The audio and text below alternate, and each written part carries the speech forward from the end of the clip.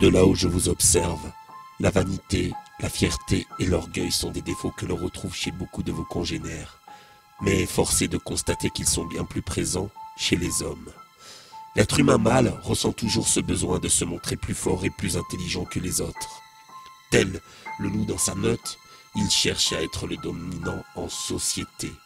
Cette quête orgueilleuse le met en compétition avec les autres, mais peut aussi pousser celui-ci à commettre des horreurs.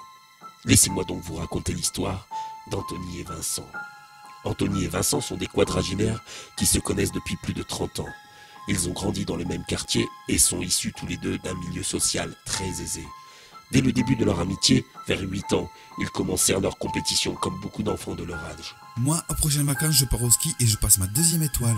Ouais bah moi tu parles, je m'en vais plutôt sur l'île Maurice parce que mes parents ils préfèrent la chaleur. Et tu sais quoi, la chaleur toi tu connais pas. Pour m'ennuyer sur une plage, je préfère partir au ski car je suis sportif, moi.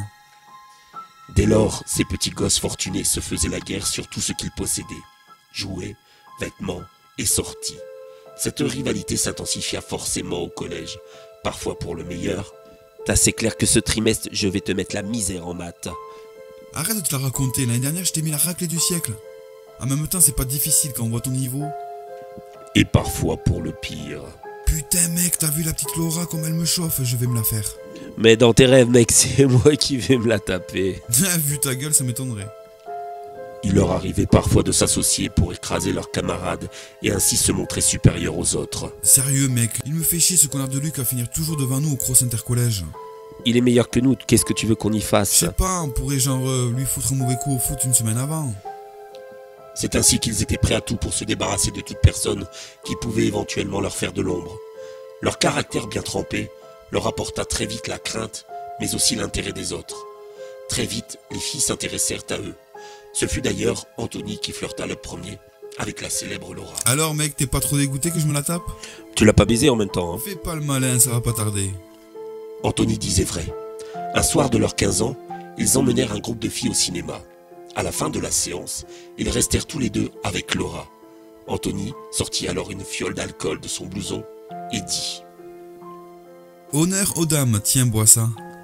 La gamine hésita, puis en but une grande gorgée. Vincent voulut en boire à son tour, mais Anthony l'en empêcha. Bois pas ça mec, attends de voir, on va se la faire tous les deux, il suffit d'attendre un peu. Très vite, Laura se sentit mal et dut s'allonger. Les deux jeunes hommes en profitèrent alors. Alors mec, c'est pas le kiff, on va baiser cette salope et c'est cadeau. Attends, c'est un viol quand même. Mais non, GHB, tu connais, ni vu ni connu. Elle se souviendra de rien, tu te dégonfles. Il n'en fallut pas plus pour que Vincent se ruât vers la fille, et les minutes qui suivirent furent un vrai calvaire pour celle-ci. Tour à tour, ils la violèrent plusieurs fois. Quand ils eurent fini, Anthony s'adressa à nouveau à elle. Écoute-moi bien, t'as intérêt à fermer ta petite gueule, sans quoi on va te faire une réputation de pute au collège. À partir de maintenant, quand on aura envie de te baiser, on te baisera en échange de notre silence, ok? La pauvre Laura subira ça pendant plusieurs années sans rien dire. Les années passèrent, et chacun réussit leurs études. Ils continuèrent bien sûr à écraser les autres afin d'obtenir la meilleure place dans tous les domaines.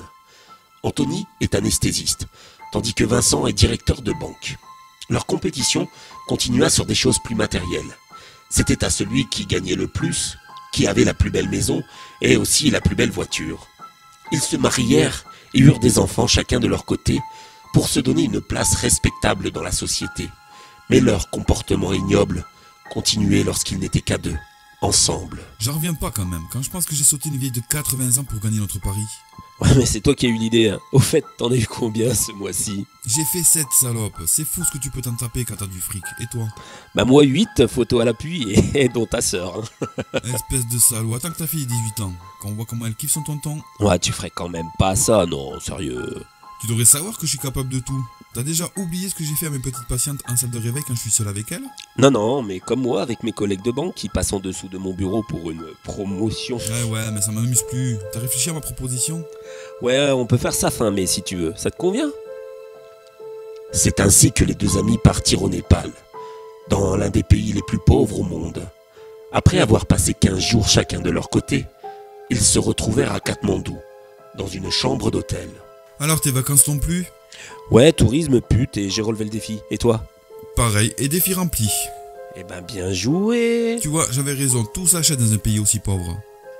Anthony vida sur la table un petit sac contenant 3 doigts humains et dit: Tu te rends compte, moyennant 1000 €, il y en a 3 qui ont été capables de s'amputer d'un doigt.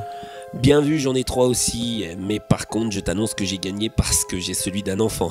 Et ça, mon gars, ça compte double. Putain, mais t'es vraiment prêt à tout pour gagner. Eh ben oui, j'ai appris ça de toi mon ami, que veux-tu? En tout cas, t'inquiète pas, je vais te laisser prendre ta revanche. On pourrait aller au Burkina Faso cet hiver, il paraît que c'est encore plus pauvre qu'ici. De là où je vous observe, je vois toute l'horreur qui émane de ce genre d'être humain. En observant ces 2 ordures, il subsiste 2 questions. Jusqu'où leur petite compétition va-t-elle les emmener? Et surtout, lequel de ces 2 pourris viendra se consumer en premier dans mon enfer?